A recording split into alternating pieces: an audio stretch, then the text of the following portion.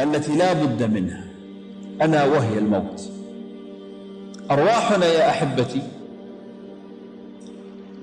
نفخت ونحن في أرحام أمهاتنا بعد 4 أشهر، والروح التي نملكها بين جوانحنا خالدة لا تفنى، لكنها تتنقل بين مرحلة وأخرى.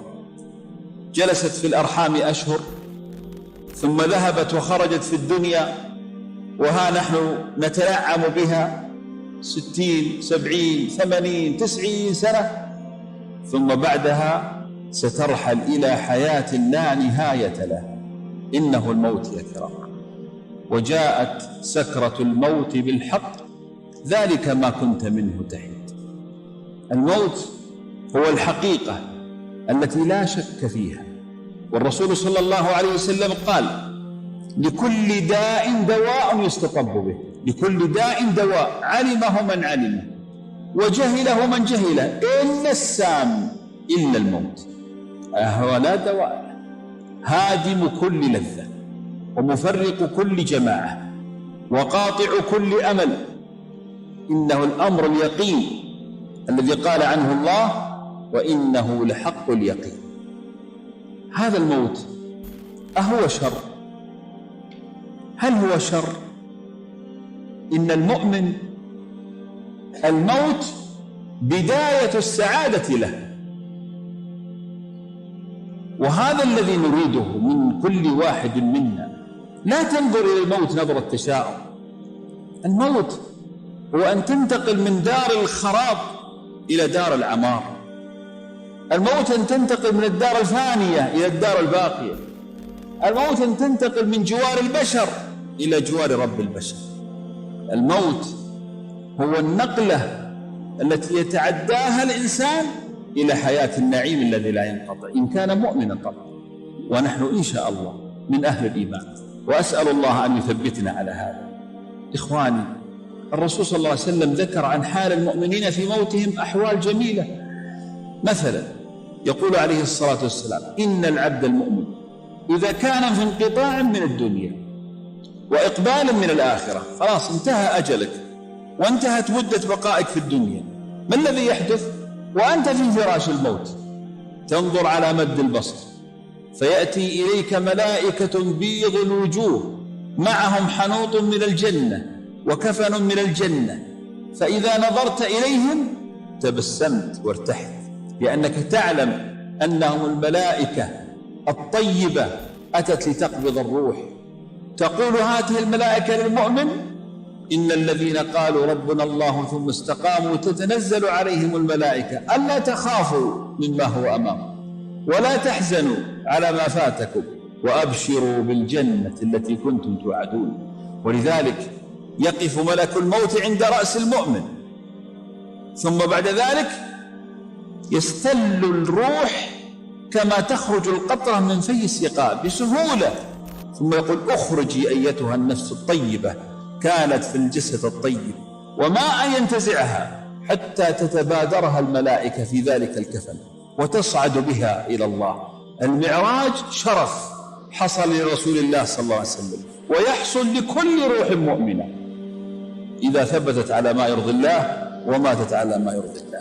ثم بعد ذلك يتنقل بين السماوات السبع كلها، من سماء إلى سماء، وكلما مر على ملأ من أهل السماء قالوا: ريح من هذه الطيبة؟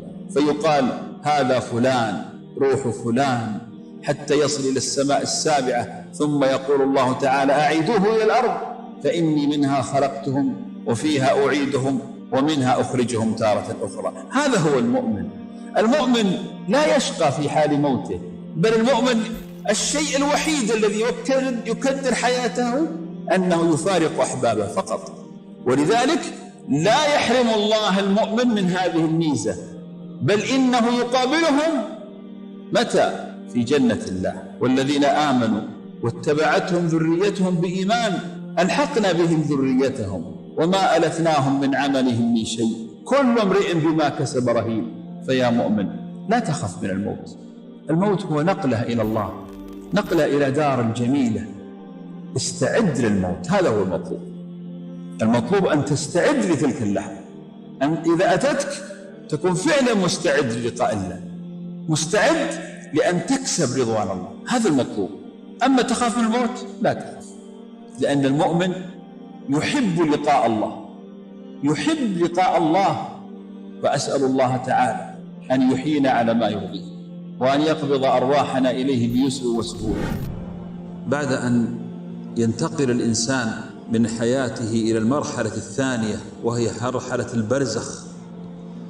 البرزخ هو الفترة الانتقالية ما بين الحياة الدنيا والحياة الأخرى، وهذه الحياة لا تتعلق بالقبور، فهناك من يموت غريقا، وهناك من يموت حريقا، وهناك من يموت في حال لا يعلم ولا يدفن. فتبدأ حياة البرزخ مجرد ما أن ينزل هذا الإنسان أو يموت، ويمر ب5 أحوال. الأولى اسمها الضجعة، وهي فترة انتقال الروح، خروج الروح. يكشف، كشفنا عنك غطاءك فبصرك اليوم عاد حديد. يرى الملائكة أمام عينيه، تستل الروح، ترتفع إلى السماء، تنزل من السماء السابعة إلى الأرض، ثم بعد ذلك تعود إلى جسده فيحمل على الأكتاف. والمؤمن كما ورد في الحديث الصحيح يقول: قدموني قدموني قدموني، لأنه سعيد بما هو مقبل عليه من حياة جميلة. رأى الملائكة بيض الوجوه ومعهم حنط الجنة وكفن الجنة، فعندها يكون سعيدا ويسعد بالموت بما هو قادم إليه. بعد ذلك تأتي المرحلة الثانية من مراحل البرزخ، وهي مرحلة الضمة، وهي ضمة شديدة على غير المؤمنين، وضمة خفيفة على المؤمنين، لكن لا يسلم منها أحد. وقال عنها النبي عليه الصلاة والسلام: لو سلم منها أحد لسلم منها سعد بن معاذ، وسعد هو الذي اهتز لموته عرش الرحمن، لا يسلم منها. هذه الضمة هي توطئة للمرحلة التي بعدها، لأن مرحلة ثقيلة جدا، وهي مرحلة نزول الملائكة. تنزل الملائكة فيجلسان هذا الإنسان، ثم بعد ذلك يسألانه 3 أسئلة: من ربك؟ ما دينك؟ من نبيك؟ هناك يثبت الله الذين آمنوا بالقول الثابت في الحياة الدنيا وفي الآخرة. إنسان منقطع لا ذاكرة لديه إلا ما يذكره الله عز وجل، ولذلك المؤمن مباشرة: ربي الله، ديني الإسلام، نبي محمد محمد محمد، يكررها حتى لأنه سعيد بأنه عرف الإجابة. عندها ننتقل إلى المرحلة التي بعدها، ما هي؟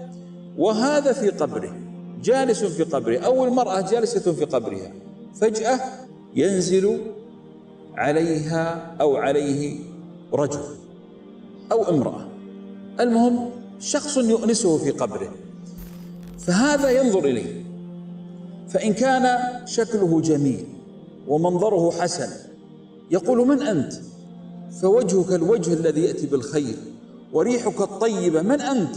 فيقول: أنا عملك الصالح، أنا صلاتك، أنا صيامك، أنا قيامك، أنا ذكرك، أنا دعائك. فعندها يسعد ويفرح، ويلازمه هذا الذي شكل على شكل إنسان وهو عمله إلى أن تقوم الساعة. وإن كان عكس ذلك، نزل إليه رجل أو امرأة سيء الوجه سيء الريح كريه المنظر كريه المعشر، فيقول: من أنت؟ فوجهك الوجه الذي يأتي بالشر، فيقول: أنا عملك السيء، ذلك بما قدمت يداك، وأن الله ليس بظلام للعبيد. المرحلة الخامسة وهي الأخيرة في مراحل البرزخ، أن العبد يقال له: انظر، إذا كان من أهل الإيمان انظر إلى شمالك، فينظر فإذا النار يحطم بعضها بعضا، فيخاف، فيقال له: لا، هذا مقامك لو أنك عصيت الله. انظر إلى يمينك، فإذا نظر يرى الجنة، فيقال: هذا مقعدك لأنك أطعت الله. عندها يصيح: يا رب أقم الساعة كي أرجع إلى أهلي ومالي. أما الآخر فإنه العكس، ينظر إلى يمينه فيرى الجنة فيفرح يستبشر، مع أنه رأى العمل ورأى ولم يجب على الأسئلة، لكن يقال له هذا مقعدك لو أنك أطعت الله. لكن انظر إلى يسارك فإذا نظر فإذا النار يأكل بعضها بعضا فيصيح ويخاف، يقول هذا مكانك لأنك عصيت الله. ثم بعد ذلك يقول يا ربي لا تقم الساعة. لماذا؟ لأنه عالم بما سيحدث له في المستقبل. هذه هي حياة البرزخ. كم يجلس فيها الإنسان؟ آلاف السنين، ملايين السنين، الله أعلم. لكنها سبحان الله هي عبارة عن نومة طويلة. ولذلك الناس، لكن نومة المؤمن نعيم ونومة غير المؤمن عذاب، لأنه بعض الناس يعذب في قبره مثل آل فرعون، يعرضون في قبورهم على النار ليلا ونهارا. وهناك من يعذب في حياة البرزخ بأن يمشط بأمشاط الحديد، ومنهم من يسبح في بحار الدم.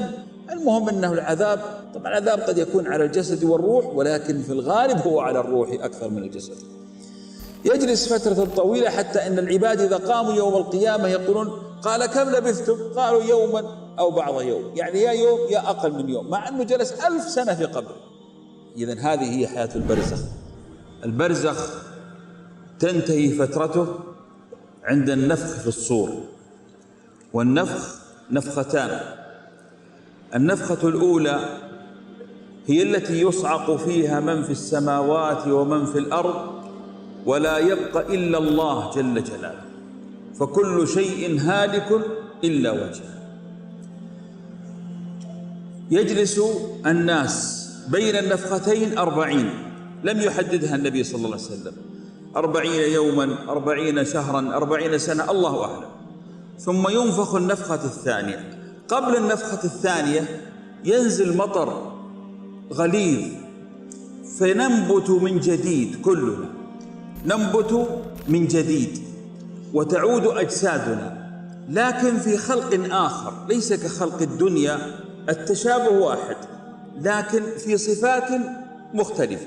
المهم بعد أن تنبت الأجساد ينفخ النفخة الثانية، فتنطلق الأرواح من حيث كانت، الله عز وجل أين وضعها الله أعلم، وتعود كل روح إلى جسدها، فيكون أول من ينشق عنه القبر رسول الله صلى الله عليه وسلم. ثم نقوم ننفض الغبار عن رؤوسنا ونقف، وكون حالنا كالفراش المبثوث مبعثرين نحن، وحولنا الوحوش، وكل أمة، كل طائر يطير بجناحيه، وكل دابة على الأرض هي أمثالنا، سيحشرون معنا في ذلك الموقف العظيم. في اللحظة ذيك وفي تلك الربكة يأتي إسرافيل، فيكون هو الداعي الذي قال عنه الله يتبعون الداعي لا عوج له. عندما نرى إسرافيل نمشي خلفه. أنا أقول عندما نرى، لأننا نحن سنكون في ذلك الموقف.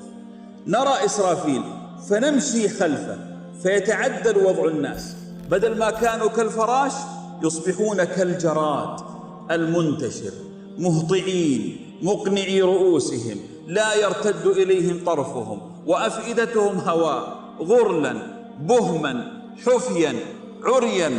نأتي والمقام مقام خطير، ونصل خلف إسرافيل إلى أرض عظيمة غير هاته الأرض، وتحت سماء غير هاته السماء، لأن الله بدلها.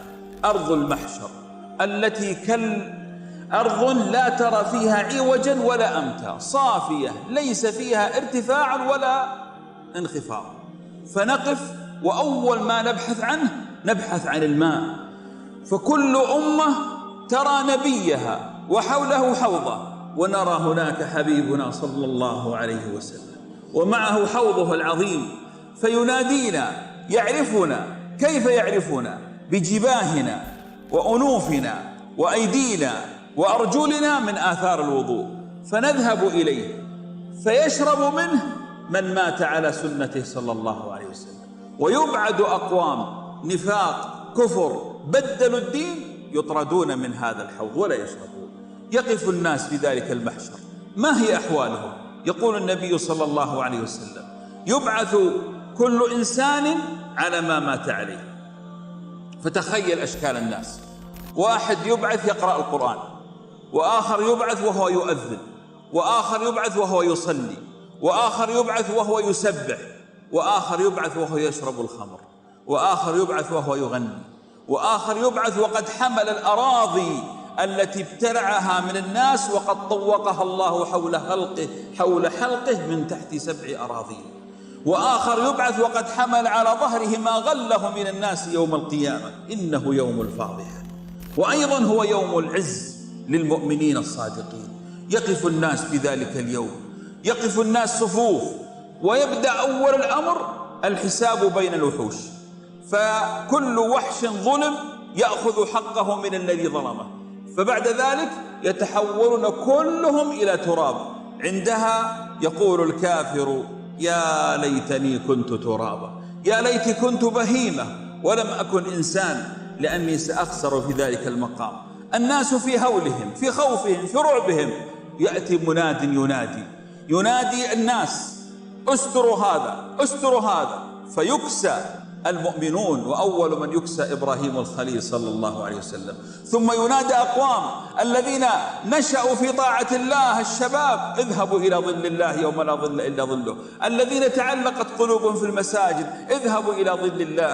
الذين تركوا الحرام لوجه الله، الذين أنظروا المعسرين، الذين خلفوا الغزاة، الذين بكوا من خشية الله. أقوام يخرجون ويذهبون إلى ظل الله يوم لا ظل إلا ظله، فيمر عليهم فترة 50,000 سنة التي هي يوم المحشر كصلاة ظهر أو صلاة عصر، كالصلاة المكتوبة، دقائق تمر.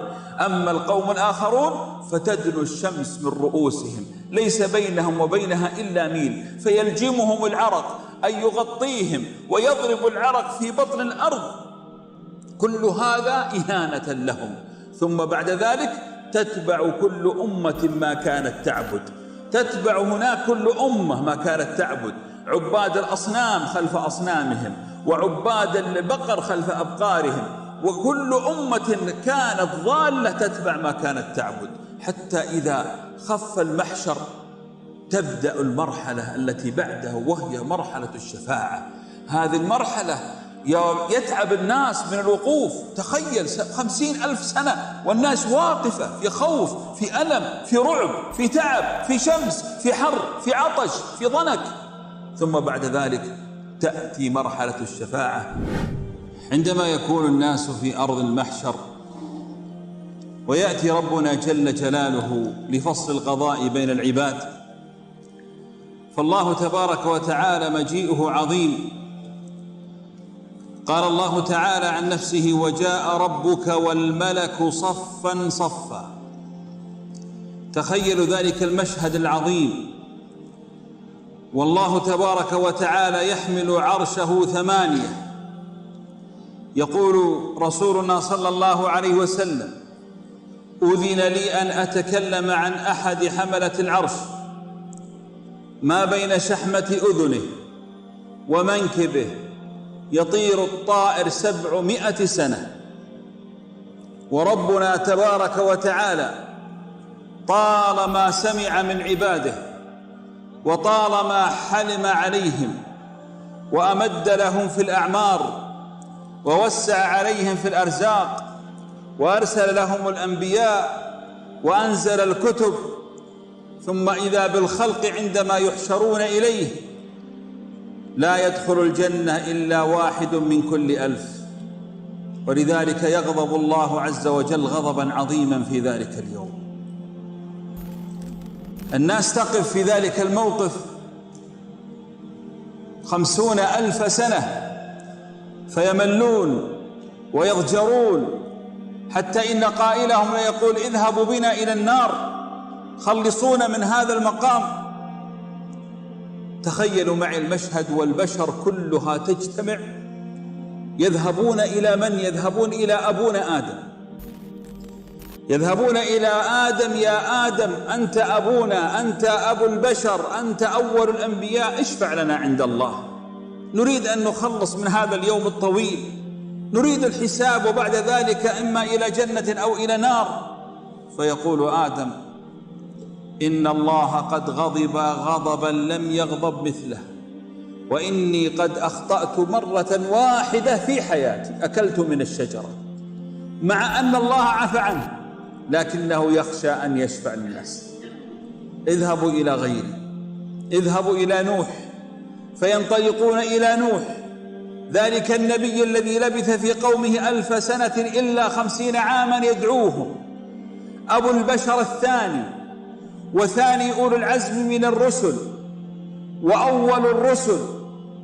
يذهبون إليه: يا نوح اشفع لنا عند الله، فيرفض لأنه دعا على قومه ويخشى من عقوبة هذا الأمر، وربنا قد غضب غضبا عظيما.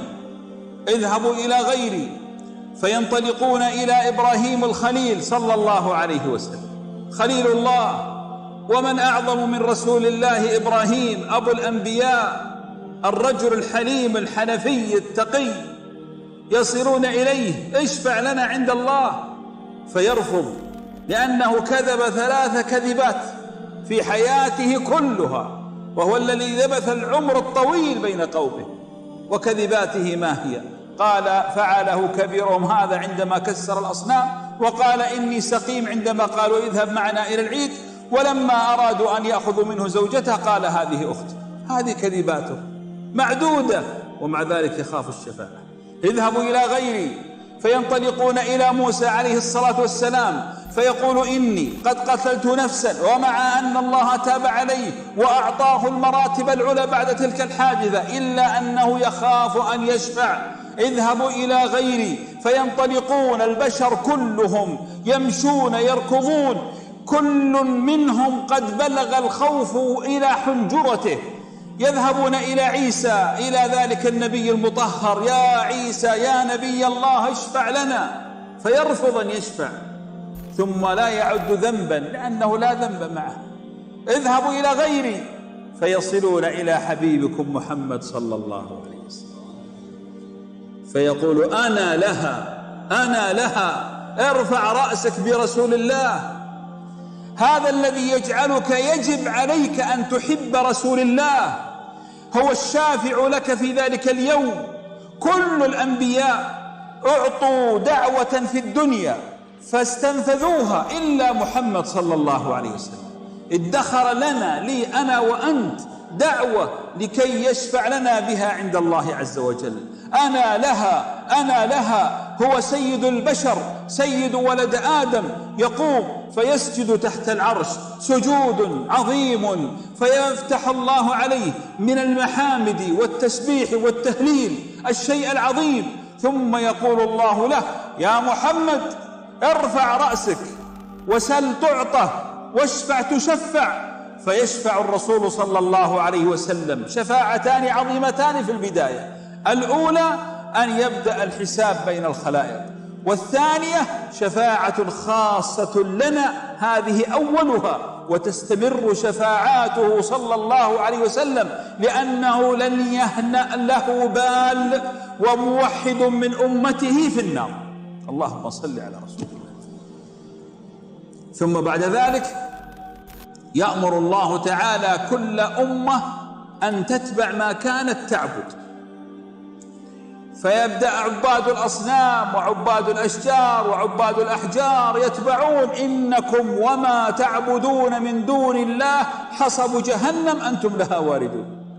ثم يؤتى باليهود: من تعبدون؟ نعبد العزير، فيتمثل لهم شخص بصورة العزير فيتبعونه وإلى جهنم، والنصارى وإلى جهنم. ولا يبقى بعد ذلك إلا أمة محمد صلى الله عليه وسلم.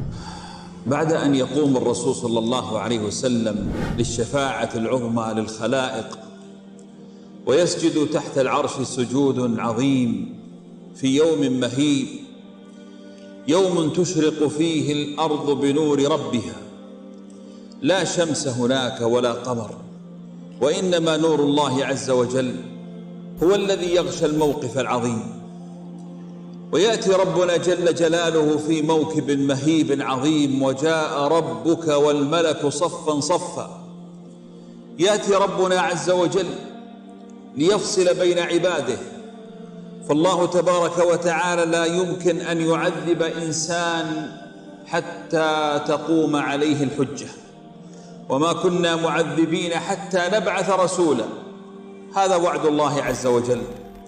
ولذلك يأمر الله تعالى بعد شفاعة الحبيب صلى الله عليه وسلم أن تنصب محكمة عظيمة، محكمة جنودها ملائكة لا يعصون الله ما أمرهم ويفعلون ما يؤمرون، محكمة نحن المتهمون فيها، محكمة شهودها تشهد الجوارح والأرض وكل شيء يشهد، وقاضيها هو الله جل جلاله.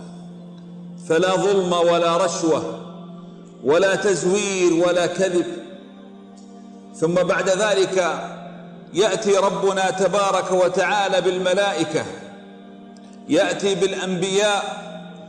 يأتي بالأنبياء فيسألهم: هل بلغتم الرسالة؟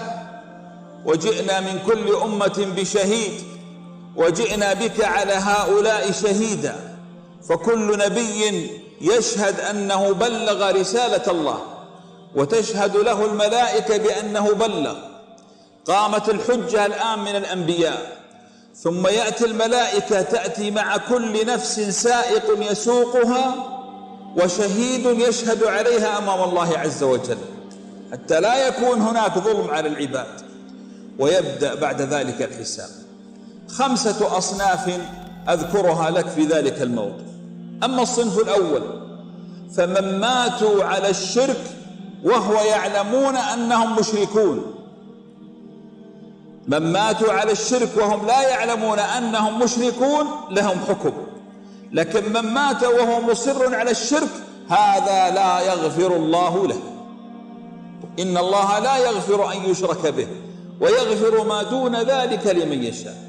لذلك يأمر الله تعالى كل أمة أن تتبع ما كانت تعبد، فيخرج هبل ويتبعه من كانوا يعبدوه، وتخرج اللات ويتبعها من كان يعبدها، ويخرج كل مخلوق عبد من دون الله ويذهب به إلى جهنم، كما قال الله: إنكم وما تعبدون من دون الله حصب جهنم أنتم لها واردون. هذا الصنف الأول. الصنف الثاني هو الكافر، هذا من أمة محمد صلى الله عليه وسلم أو من الأمم السابقة وأدرك الرسالة لكنه كفر. يأتي به الله فيسأله الله تعالى: ألم أسودك؟ يعني ما جعلتك سيدا في قومك؟ ألم أربعك؟ ألم أزوجك؟ ألم أسخر لك الخيل والبغال؟ ألم يسأله، وهذا يقر، يقول: نعم يا رب، نعم يا رب، نعم يا رب. فيسأله الله: هل آمنت أنك ستقف أمامي؟ آمنت بي؟ فيقول لا يا رب. فيقول: إذن أنا أنساك اليوم كما نسيتني في الدنيا، كما نسيتني أنت. ثم يأمر الله به فيذهب به إلى جهنم. ثم يأتي الصنف الثالث وهو المنافق.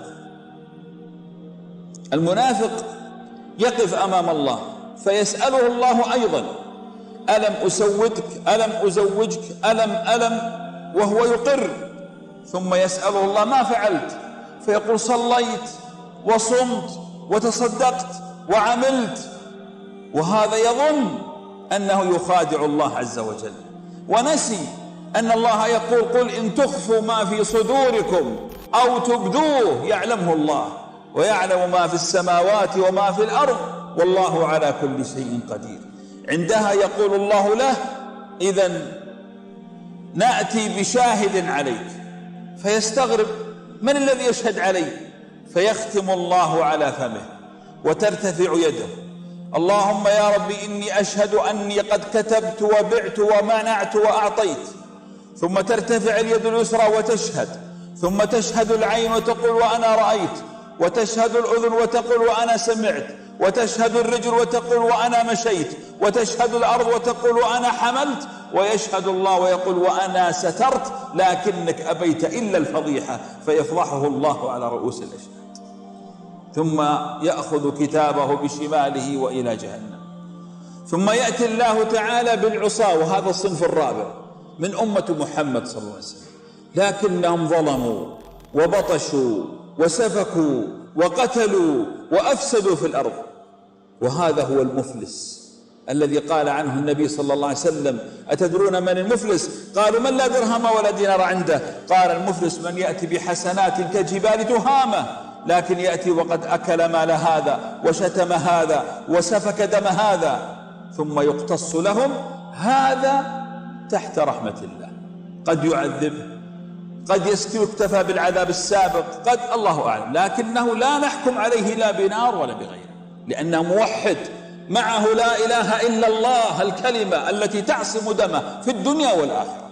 لا تظن كلمة لا إله إلا الله سهلة. أما الصنف الخامس، أسأل الله أن نكون منه، قولوا آمين، فهو العبد الذي يأتي به الله عز وجل أمام الناس، أو المرأة التي عبدت ربها في حياتها، فيتقدم أو تتقدم الماس أمامها خلفها، والله تعالى يحكم أمامها أو أمامه، ثم يتقدم العبد حتى إذا وقف بين يدي الله وهو خائف عنده شيء من الأمل، لأنه شرب من حوض رسول الله ورأى الجنة في قبره، لكن الموقف مهيب. فإذا وقف أمام الله يستره الله بستره فلا يراه أحد إلا الله، ثم يسأله الله. يبدأ ربي عز وجل يقول له: أتذكر اليوم الفلاني؟ يعني مثلا تذكر يوم الأحد الموافق مثلا في محرم لعام 1400 هجري، تذكرونه يا إخوان؟ ما نذكره، لكنه مكتوب عند ربي. فيقول: أتذكر ذلك اليوم؟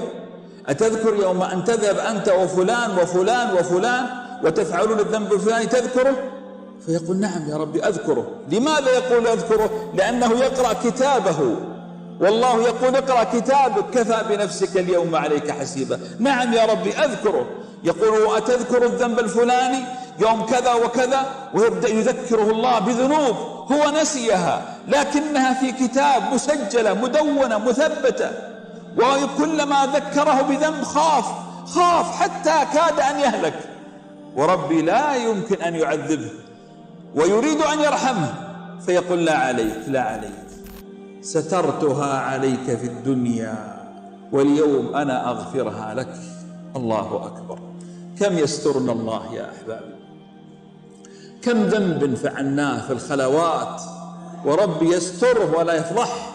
المؤمن التائب الذي ذكر الله خاليا ففاضت عينه، الذي عاش حياته تائب منيب إلى الله، والله لا يخذله الله عز وجل، لأنه قال: إن الذين سبقت لهم منا الحسنى أولئك عنها مبعدون لا يسمعون حسيسها وهم فيما اشتهت أنفسهم خالدون لا يحزنهم الفزع الأكبر وتتلقاهم الملائكة هذا يومكم الذي كنتم توعدون. اعملوا لذلك اليوم، لا تظن صلاتك هذه تضيع عند الله، الله لا يضيع أجر المحسنين أبدا، فأحسن وأقبل وتب حتى إذا وقفت ذلك اليوم وجدت أن الله تعالى يغفر ذنوبك. فماذا يقول الله له؟ خذ كتابك، فيأخذه بيمينه فيخرج يراه الناس وقد حمل الكتاب بيمينه: هاؤم اقرءوا كتابيه إني ظننت أني ملاق حسابيه فهو في عيشة راضية. هذا هو الصنف الخامس. ماذا يحدث بعد ذلك؟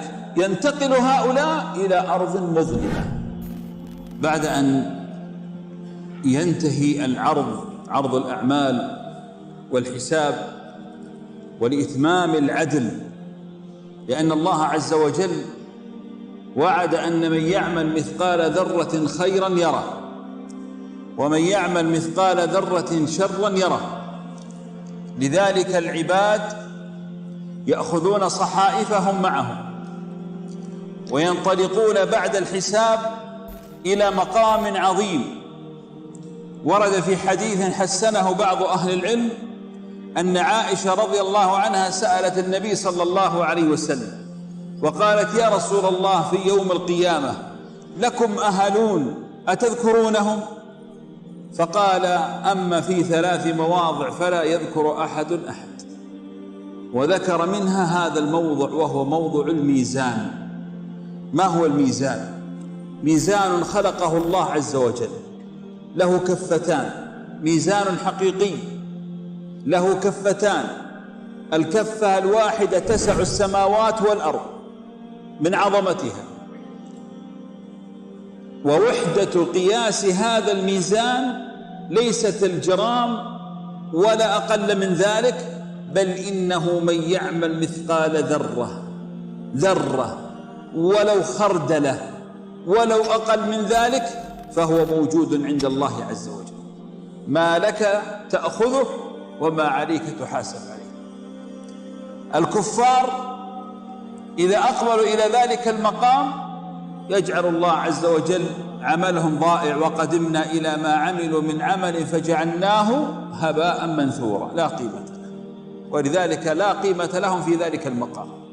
لكن أهل الإيمان أمة محمد التي نجت يقفون بين يدي الله في ذلك المقام، معهم صحائفهم، ثم بعد ذلك توضع، يبدأ يقرأ الكتاب: اقرأ كتابك. ووضع الكتاب فترى المجرمين مشفقين مما فيه ويقولون: يا ويلتنا ما لهذا الكتاب لا يغادر صغيرة ولا كبيرة إلا أحصاها ووجدوا ما عملوا حاضرا ولا يظلم ربك أحد.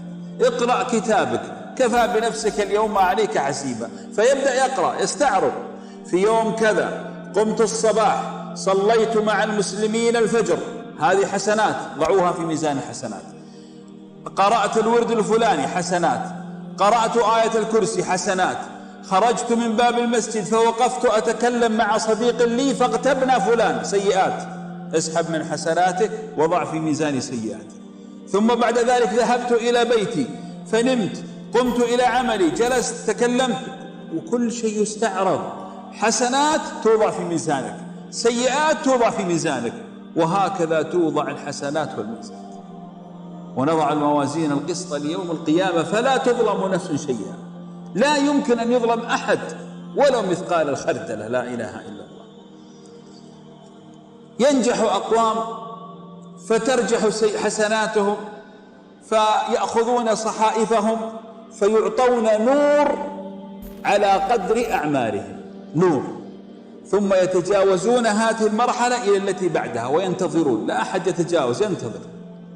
وأقوام يرسبون وتضيع حسناتهم، قد يعذبهم الله عز وجل في النار فترة، أو المهم تحت مشيئة الله، هذا الموحدون طبعا. لكن يحدث موقف عجيب جدا، انتبهوا يا إخوة. ينصب بين الجنة والنار سور، فيقف عليه أقوام، لا هم الذين دخلوا الجنة فتجاوزوا بحسناتهم، ولا هم الذين دخلوا النار لأن حسناتهم أقل، وإنما واقفون بسور. السور هذا اسمه الأعراف، يقف عليه هؤلاء الأقوام. إذا التفتوا يمينهم يرون أهل الجنة، وإذا التفتوا إلى يسارهم يلتفتون فيرون أهل النار يعرفونهم بسيماهم، فيدعون الله عز وجل أن يخلصهم من هذا الموقف. يحبسون يا إخوة على هذا السور أيام، واليوم الواحد إن يوما عند ربك كألف سنة مما تعدون. يحبسون لماذا؟ لأنها تساوت حسناتهم مع سيئاتهم. احنا ايش قلنا؟ قلنا أن الحسنة أو الميزان في هذا الميزان بالذرة، يعني لو قال سبحان الله وبحمده فقط زيادة على الأعمال لرجحت كفة الحسنات وذهب مع أهل الجنة. أرأيتم الآن قيمة الحسنة وقيمة العمل الصالح؟ ولو كان يسير في عينك فهو عظيم عند الله. فقد يكون نجاتك من ذلك الموقف هو صلاة تصليها على رسول الله، أو ركعتان تركعها بين يدي الله، أو آية تقرأها. فيا حسرة المفرطين، يا حسرة من تضيع عليهم الليالي والأيام وهم لا يذكرون الله إلا قليلا. يا حسرة من يعيشون في مثل هذه الليالي، الناس تأتي إلى بيوت الله تصلي وتسبح وتهلل وهم إما أمام ألعاب أو أمام تلفاز أو أيام ضياع. والله لا يتحسرون هناك في ذلك المقام على هذه اللحظات التي ضاعت عليها. الليلة ليلة 27 يعني غدا. أرجوكم يا كرام لا تعبث بعقولنا موضوع الرؤى وما الرؤى، لا، انتبهوا واستثمروا كل فرصة تقربكم إلى الله عز وجل. كل لحظة تقربنا من الله استغلها، فوالله لا تدري أين نجاتك، فقد تكون سبب دخولك الجنة هو صدقة تصدقتها على إنسان. وليس هذا مقام الشرح، وإلا لا أذكر لكم مواقف أشخاص عملوا كثير من الصالحات لكن كانت النية فيها ما فيها، وعملوا مرة واحدة عملا صالحا فإذا بهذا العمل يدخلهم الجنة. صدقة أخفاها لا يعلم بها أحد قد يدخل هو بسببها جنة الله، وجنة الله عز وجل هي رحمته التي يرحم بها من يشاء من عباده. إذن هذا هو الميزان، كفتان توزن الأعمال، من ثقلت موازينه فهو في عيشة راضية، ومن خفت موازينه فأمه هاوية. أمه يعني جبهته، أمه هاوية وما أدراك ما هي، نار حامية. ثم بعد ذلك يذهبون إلى أرض مظلمة، وهذه المرحلة التي يقبلون عليها هي من أصعب المراحل يوم القيامة، التي من نجا منها نجا من كل شر. أسأل الله تعالى أن ينجينا من كل شر. في هذه الأرض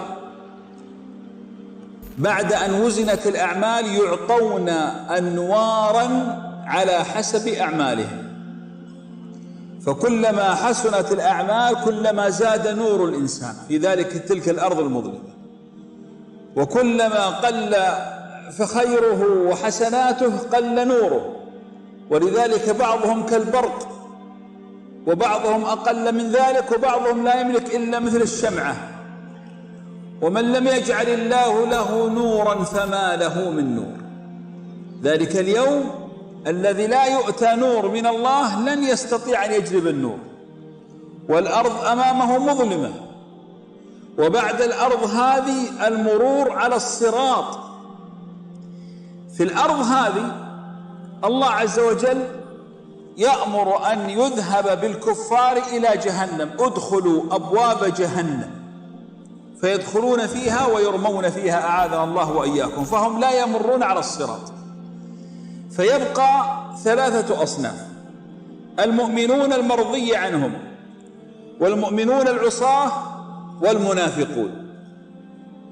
هؤلاء يجلسون في أرض، فلما يشع نور أهل الإيمان ولا يكون عند أهل النفاق نور، يقفون المنافقون ينادونهم يعني ألا تعرفوننا؟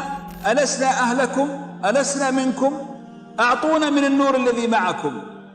فيقولون لهم متهكمين ارجعوا وراءكم فالتمسوا نورا، فيرجعون إلى الوراء المنافقون يبحثون عن النور. هنا يضرب سور بينهم وبين المنافقين، له باب باطنه فيه الرحمة يعني من قبل المؤمنين، وظاهره من قبلهم العذاب. هناك يبدأون ينادون ألم نكن معكم؟ ألم نكن أهلكم وإخوانكم وأقاربكم وفي أحيائكم وبينكم؟ فعندهم يتبرؤون ويقول لقد غركم بالله الغرور، ظننتم أنكم لن تأتوا إلى هذا الموقف، الآن اذهبوا ابحثوا إلى من كنتم تنافقون معهم يعطونكم النور. ثم بعد ذلك يؤتى بجهنم لها 70,000 زمام، 70,000 سلسلة، على كل سلسلة 70,000 ملك يجرونها. وتنصب هذه النار التي أوقد عليها 3000 سنة، 1000 سنة حتى احمرت، و1000 سنة حتى ابيضت، و1000 سنة حتى اسودت. إذن هي سوداء مظلمة. ثم ينصب عليها صراط، هذا الصراط أدق من الشعرة وأحد من السيف، وله روغان وحوله خطاطيف وكلاليب. والله قد أقسم في كتابه فقال فوربك لنحشرنهم والشياطين ثم لنحضرنهم حول جهنم جثيا. يحضرون هؤلاء كلهم حول النار، ثم يقول تعالى فوربك، ثم بعد قال وإن منكم إلا واردها، أي ورود على النار، المرور على النار. هل تتخيل يا مؤمن ما معنى الورود على النار؟ يا إخوة، النار عبارة عن حفرة عميقة عمقها وصفه لنا النبي صلى الله عليه وسلم لما سمع صوت ضربة في الأرض. التفت الصحابة سمعوا صوت شيء ضربة قوية، فقال لهم النبي عليه الصلاة والسلام أتعرفون ما هذا الصوت؟ قالوا الله ورسوله أعلم. قال هذا حجر ألقي في النار من 70 سنة الآن وصل إلى قعرها. هل تخيلتم عمق هذه الحفرة؟ عمقها 70 سنة، دركات يأكل بعضها بعضا، ثم ينصب عليها الصراط ويقولون لك امش، لأن الله أقسم أن يردها كل الناس. هنا ينطلق أول شيء الأنبياء، ما في أحد يستثنى، ويصيحون اللهم سلم سلم، اللهم سلم سلم. ثم بعد ذلك كل واحد منا بدون استثناء سوف يمر على هاته النار. هناك والله ما ينفعك إلا الله جل جلاله، ولذلك الله قال ثم ننجي، ما قال ينجو، لأنه لو قال ينجو معناه حنا نجونا بقوتنا، لكن قال ننجي أي أنه لن ينجو أحدا إلا بإذن الله تعالى. ثم ننجي من؟ الذين اتقوا.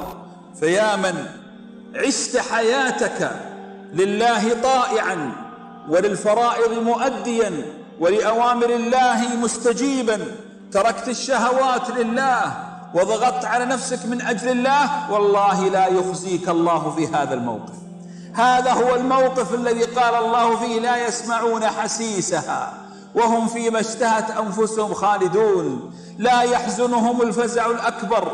هناك المؤمن من شدة نوره بعض الآثار أنه إذا مر على النار تقول له النار أسرع فإن نورك أطفأ ناري. يا رب اجعلنا من أهل النور، النور التام. ثم بعد ذلك يأتي هؤلاء أهل الإيمان الناجون، ثم ناج مسلم هذا هو، ومخدوش مكردس. مخدوش هذا المخدوش هو الذي معه نور خفيف، حسنات قليلة، الهوى طاغي على حياته، ولما وقف في الميزان راحت حسناته، ظلم هذا وضرب هذا وسفك دم هذا، ما بقي معه إلا زاد قليل ونور قليل، ولذلك يمشي يحبو والكلاليب تخطفه من يمينه ومن يساره، وجرح هنا ونار تشوي من تحت، لكنه ينجو بإذن الله تعالى. بس بعد إيش؟ بعد ما شاف الموت. والثالث المنافق، مجرد ما أن يقف على الصراط، لا نور وصراط دقيق وأرض مظلمة ونار تحته، يتكردس أعاذنا الله وإياكم في النار. ولذلك هؤلاء الذين يسقطون في النار المنافقون مباشرة يذهبون إلى الدرك الأسفل من النار، أشد عذاب من الكفار. ثم الذين عندهم معاصي وذنوب وسقطوا في النار يسقطون في الدرجة الأولى من النار، في الدرك الأول في العلي، لأن معهم ما زالوا لا إله إلا الله. وغدا سنقول لكم ماذا يفعل معهم هؤلاء الرسول صلى الله عليه وسلم. وأما الذين نجوا فإنهم ينجون. إلى أين يذهبون؟ جاوبوني بسرعة. لا يروحون للجنة، لسه يحبسون على قنطرة بين الجنة والنار، فيحبس كل من رضي الله عنه على قنطرة جسر بين النار وبين الجنة. لماذا يحبسون؟ لأن هؤلاء الذين تجاوزوا فيما بينهم في مشاكل، في أخطاء، في شحناء، في بغضاء، في غيبة.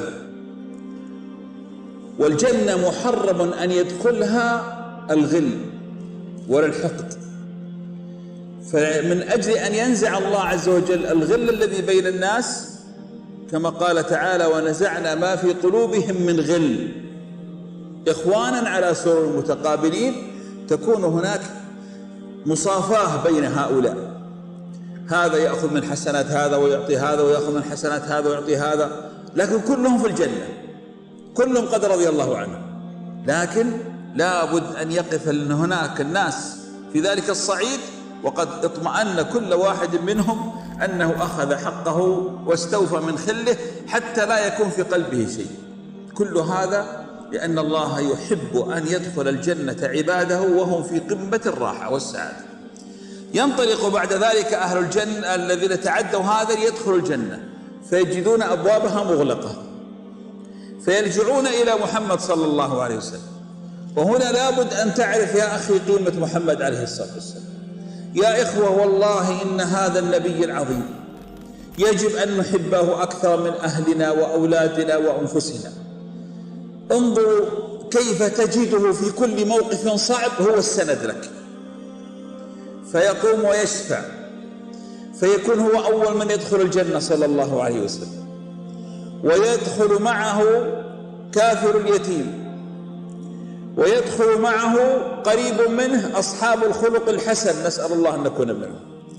وبعد أن يدخل أهل الجنة وسنتحدث عن الجنة لاحقا، يبدأ أهل الجنة يتناقشون فيما بينهم، يسألون عن إخوان لهم وأصحاب، فيتذكرون أنهم ليسوا في الجنة وأنهم سقطوا في النار، فيجأرون إلى الله عز وجل، ومعهم النبي صلى الله عليه وسلم. فيأذن الله تعالى بالشفاعة، فيقوم الشهيد ويشفع ل70 من أهل بيته كلهم وجبت لهم النار، فيخرجهم من النار ويدخلهم الجنة. ويأتي السقط الذي مات، إن كان والداه قد أدخل النار لا يتركهم حتى يدخلهم الجنة، طبعا بشرط أن يكونوا موحدين. انتبهوا، لا يخرج من النار من مات مشركا، لازم الشرط الأساسي من أجل أن تشمله هذه الشفاعات أن يكون مات على لا إله إلا الله، حتى لو كان لديه معاصي وذنوب، المهم أن لا إله إلا الله موجودة. فيشفع الناس، ويبدأ الأصحاب يشفعون، يقولون يا ربنا لا تهنأ لنا الجنة وأصحابنا في النار، فيقول الله لهم أخرجوا من تعرفون من النار، فيذهبون ويخرجون أصحابهم. فأهل النار يقولون أين فلان وفلان كانوا بيننا في النار، أين ذهبوا؟ فيقال لهم إن لهم أصحاب شفعوا لهم أدخلهم الله الجنة. فيبكون أهل النار ويقولون فما لنا من شافعين ولا صديق حميم. فلذلك أحبب الطيبين لعلهم أن يشفعوا لك يوم القيامة، أو كن من الطيبين حتى تكون شافعا للناس يوم القيامة. بعد ذلك ما يزال في النار ناس. هنا يقوم الحبيب صلى الله عليه وسلم يا رب أمتي يا رب، وعدتني ألا تخزيني في أمتي يا رب. فيقول الله له أخرج من كان في قلبه مثقال دينار، يوزن الإيمان بوزن الدينار، هذا يعني معه إيمان ضعيف، فيذهب فيخرجهم من النار. كيف يعرفهم يا ناس؟ النار أكثر أهل الموتى في النار أكثر من أهل الجنة، لكن الله عز وجل يجعل أهل التوحيد في الطبقة الأولى من النار، ما يروحون للدرجة الثاني ولا الثالث ولا السابع. أهل التوحيد الذي ماتوا على التوحيد ولو كانوا لديهم من الذنوب ما لديهم في الطبقة الأولى، فيراهم الرسول صلى الله عليه وسلم فيعرفهم، هؤلاء الذين في قلبهم مثقال دينار، فيخرجون فينظر، فإذا ما يزال النار فيها ناس من أمة محمد، فيقول يا رب أمتي، فيقول الله له أخرج من كان في قلبه مثقال نصف دينار، فيخرج أقوام، ولا يزال هناك في النار أقوام، فيقول يا رب أمتي، فيقول أخرج من كان في قلبه مثقال شعيرة من إيمان، فيذهب ويخرج من كان في قلبه مثقال شعيرة، فينظر وإذا به ما يزال، فيقول له أخرج من كان في قلبه مثقال ذرة من إيمان، فيذهب ويخرج، وما تزال النار فيها أقوام، فيقول الله له أخرج من قال لا إله إلا الله، فيخرج من قال لا إله إلا الله، وما يزال هناك أقوام. فإذا انتهت الشفاعات يأتيك عاد فضل الله عز وجل، فيقول شفع الأنبياء وشفع الناس وشفع الصديقين وشفع الشهداء وبقي أرحم الراحمين جل جلال الله، فيقبض قبضة بيمينه لأقوام لم يعملوا خيرا قط، لكنهم ماتوا على التوحيد، ماتوا على لا إله إلا الله، ما ماتوا على الشرك، لكن ما معهم خير.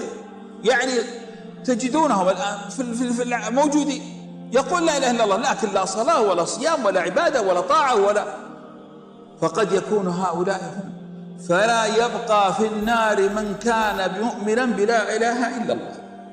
يقبضهم الله قبضة بيمينه ثم يخرجهم من النار، ثم بعد ذلك يضعهم على حافة الجنة، على نهر في حافة الجنة، ثم ينبتون من جديد لأنهم تفحموا في النار، احترقوا والناس ما عرفوهم ولكن الله يعرفهم، ثم بعد ذلك ينبتون من جديد ويسمون عتقاء الله من النار.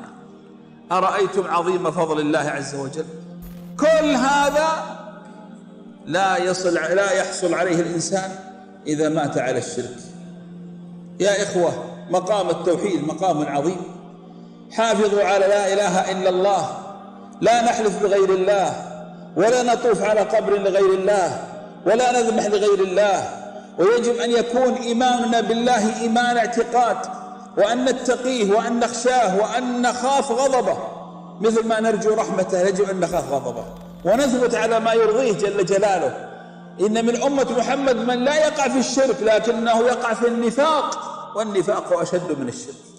فلذلك ابرأ لدينك وحافظ على دينك واستثمر هذا الخير العظيم الذي منحك الله إياه. أسأل الله يا أحبابي أن تلحقنا شفاعة الحبيب محمد صلى الله عليه وسلم، وأن ندخل الجنة بلا حساب. هل تعلمون أن هناك أقوام يدخلون الجنة بلا حساب يا جماعة؟ تدرون كم عددهم؟ يقول النبي صلى الله عليه وسلم يدخل 70,000 من أمتي بلا حساب. ثم بعد قليل قال وقد وعدني ربي أن مع كل 1000 70,000، يعني 70,000 اضربها ب70,000، هؤلاء يدخلون بلا حساب. يا الله يا رب تجعلنا منهم يا حي يا قيوم. وإذا دخل أيضا الجنة أهل الجنة خلاص يجدون من النعيم ما يجدون. وسأختصر لك رحلة المؤمن. المؤمن تبدأ رحلته من هذه الحياة الفانية إلى الحياة الباقية عند الاحتضار. يرى ملائكة بيض الوجوه على مد البصر، يستبشر بهم، يثبته الله. تقول له الملائكة لا تخف مما هو أمامك ولا تحزن على ما فاتك. ثم تستل روحه كما تخرج القطرة من في السقاء، تتلقاها الملائكة، تصعد بها إلى السماء السابعة، تعود، فإذا عادت إلى مكانها وفي ذلك الجسد تصيح قدموني قدموني، فرحة بما هي مقبلة عليه. فإذا وسلت التراب نزل إليه الملائكة، ثم بعد ذلك يسألانه الأسئلة الثلاث: من ربك، ما دينك، من نبيك، فيثبته الله عز وجل.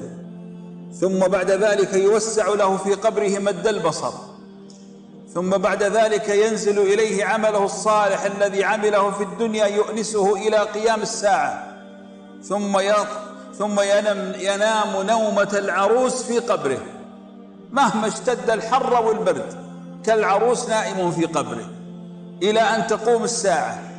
ثم بعد أن تقوم الساعة يخرج على ما مات عليه.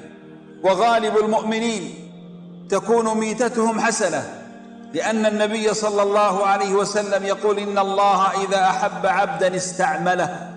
قالوا وما يستعمله يا رسول الله؟ قال يهيئ له عملا صالح يموت عليه، نسأل الله الكريم من فضله. ثم بعد ذلك يحشر مع الذين حشروا ويساق مع الذين سيقوا. فإذا وقف في أرض المحشر يكسوه الله عز وجل، لأنه المؤمن طالما حافظ على عورته، وطالما المؤمنة حافظت على عورتها في الدنيا، فيكسوهم الله عز وجل.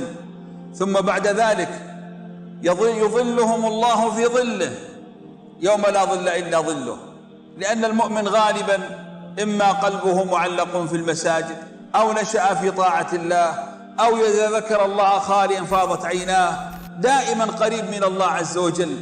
والله يقول لا أجمع على عبدي خوفين ولا أمنين، من خافني في الدنيا أمنته يوم القيامة. ثم يجلس في الظل يأكل يوم يجوع الناس، ويشرب يوم يعطش الناس، ويأمن يوم يخاف الناس. وتمر 50,000 سنة كما بين الظهر والعصر، ثم بعد ذلك يساق مع الذين يذهبون إلى الشفاعة، تنتهي الشفاعة، بعد ذلك يقف في العرض أمام الله عز وجل. وقلنا لكم أن المؤمن يستره الله عز وجل، فلا يراه أحد إلا الله، ولا يحاوره أحد إلا الله، لأن الله تعالى يريد أن يؤمنه. ثم بعد ذلك يقال له: خذ كتابك بيمينك. فإذا أخذ كتابه بيمينه ينادي: هاؤم اقرءوا كتابيه إني ظننت أني ملاق حسابيه. ثم بعد ذلك إذا جاء في الأرض المظلمة أعطاه الله عز وجل من النور على قدر أعماله الصالحة التي كانت معه في الدنيا. ثم بعد ذلك المؤمنون ماذا يقولون؟ المؤمنون في ذلك الموقف ينادون الله: ربنا أتمم لنا نورنا واغفر لنا إنك على كل شيء قدير. النور أمامهم وعن أيمانهم، يتمنون النور حتى عن شمالهم. فإذا ضرب بينهم وبين المنافقين سور ينصب الصراط على متن جهنم، وهناك ينجي الله الذين اتقوا ويذر الظالمين فيها جثيا. وبعد أن ينجو المتقون يذهبون إلى تلك القنطرة، والقنطرة جسر ما بين النار وما بين الجنة، فيصفي الله عز وجل ما بين المؤمنين من الحسد أو من الغل أو الخصومات. لماذا؟ لأن الله ينزع عن قلب كل منهم كل صفة رذيلة. فهناك يقول تعالى: ونزعنا ما في قلوبهم من غل إخوانا على سرر متقابلين. بعد ذلك يقال لهم: ادخلوا إلى جنة الله عز وجل، فيدخلون. يدخل أهل الإيمان، نسأل الله أن نكون منهم. وأول ما يدخلون ضيافة مباشرة من الله عز وجل، ينحر لهم ثور كان يأكل آلاف السنين في الجنة، فيأكلون منه كلهم، وهم لا يأكلون أكل جوع، لأن الأجساد هناك الأكل أكل شهوة وليس أكل جوع ولا حاجة. ثم بعد ذلك يشربون من عين تسمى سلسبيل، ماؤها أحلى من العسل، فماء يشربون حتى تطهر بواطنهم. ثم يغتسلون فتتغير أشكالهم، ما هو حاله وشكله. أما الرجل فمباشرة يتغير شكله حتى يكون طوله طول آدم 60 ذراعا في السماء. هذا أنت طولك 60 ذراعا في السماء، أمرد أبيض، جمالك أشد من جمال يوسف الذي لما رأيناه النسوة أكبرنه وقطعن أيديهن وقلن حاشا لله ما هذا بشرا، أنت أجمل منه. ويعطيك الله قوة 100 رجل في كل شيء، في أكلك وشربك وكل متعتك. ثم يعطيك الله عمر لا يزيد 33 سنة ولو عشت آلاف السنين، وطول عمرك وأنت بهذا العمر. هذا الرجل. أما المرأة، أرأيتم المرأة؟ ماذا قال الرسول صلى الله عليه وسلم عن الحوراء؟ قال عن الحوراء أنها لو اطلعت على الدنيا لحجبت نور الشمس من جمال وجهها. هذا الحوراء. ولو أن خمارها الذي على رأسها مرت به بين السماء والأرض لملأت ما بينهما ريحا. نساء الدنيا أجمل بالأضعاف من هذه الحور العين، والحور كلهن ما هن إلا خادمات عند نساء الدنيا. فالمرأة يعطيها الله عز وجل الطول المناسب لزوجها، ثم يعطيها العمر 21 سنة لا تزيد أبدا، ثم يعطيها الله عز وجل الصحة والعافية، ويطهر كل ما في القلب. إذا دخلوا أهل الجنة هناك يموت الحسد ويموت الغل وتموت الغيرة المذمومة ويموت الحقد ويموت الشر ويموت كل صفة رذيلة، بل إن الموت نفسه يموت. متى يموت الموت؟ بعد أن يشفع الشافعون ويشفع الأنبياء ويخرج الله عز وجل من النار كل الموحدين ويدخلون إلى جنة الله عز وجل. يطبق الله بقدمه على الأرض فتنزوي، على النار فتنزوي. ثم بعد ذلك يدخل أهل الجنة إلى الجنة فيقال لهم: يا أهل الجنة انظروا فإذا بكبش عظيم، أتعرفون هذا؟ فيقول: نعم هذا الموت. فيذبحه الله، يأمر الله عز وجل بذبحه، فيذبح الموت فيقال لهم: خلود فلا موت. فيطمئنون أن النعيم الذي هم فيه لن ينقطع أبدا. وبينما هم في سعادتهم تأتي أعظم لحظة على أهل الجنة، أجمل ما في الجنة، الصفة والميزة التي لا يحصل عليها إلا المؤمن. ينادي المنادي يا أهل الجنة قوموا إلى الوادي الأفيح، فتأتيهم النجائب والركائب فيركبون على ظهورها، ثم تطير بهم إلى واد عظيم، واد على مد البصر. فإذا دخلوا إلى ذلك الوادي نصبت منابر، كل يجلس على منزلته في الجنة. نصبت منابر من الفضة، ومنابر من النور، ومنابر من الذهب، ومنابر من الياقوت، ويجلسون وأقلهم يجلس على كثبان المسك. فإذا هم جلوس يتسامرون بينهم يغشاهم نور عظيم، فيرفعون رؤوسهم فيسلم عليهم هذا النور السلام عليكم، فيعلمون أنه الله جل جلاله، ويردون عليه اللهم أنت السلام ومنك السلام تباركت يا ذا الجلال والإكرام. فيقول الله أين عبادي الذين خشوني بالغيب، الذين خافوا مني وما رأوني، أين هم؟ هم أنتم يا من صمتم هذا الشهر العظيم، أحسنتم في صيامكم، أحسنتم في قيامكم، أحسنتم في صلاتكم، راقبتم الله في كل ما فات. كل هذا مرصود عند الله العزيز الجبار جل جلاله. هنيئا لنا والله بهذه الأعمال الصالحة، نسأل الله أن يكرمنا بقبولها. يناديهم الله عز وجل فيقول سلوني ماذا تريدون؟ فيقول ارضى عنا يا رب. فيقول لولا رضاي ما بلغتم الذي بلغته. سلوا ماذا تريدون؟ فيقولون أرنا وجهك الكريم يا الله. فيأمر الله تعالى أن تزال الحجب، فيأتيهم من نور وجه الله عز وجل ما لولا أن الله عصمهم لاحترقوا عن بكرة أبيهم. ويرون الله، يرون الذي سبح له الحوت في بطن البحر والدودة في بطن الصخر، وسبح الكبير والصغير وما رآه جل جلاله سبحانه وتعالى، ولا يبقى أحد في ذلك المقام إلا كلمه الله كفاحا بلا ترجمان. هذه هي رحلة المؤمن، حتى إذا وصل هناك أصبحت الوجوه ناظرة إلى ربها ناظرة، واكتساهم من نور وجه الله ما زادهم بهاء وجمالا، ثم يقال لهم تنعموا في جنة الله. فيا أيها المؤمنون هذه رحلة المؤمن، فاستثمر دائما مع الله لأنه هو الاستثمار الصحيح. اجعل علاقتك دائما مع الله. رمضان كان فرصة عظيمة أن تتعرف إلى الله في رخائك. الآن لا بد أن تستمر على ما يرضي الله، لا تلتفت لشيء غير الله. الله كافيك عن كل شيء، وعنده كل شيء جل جلاله.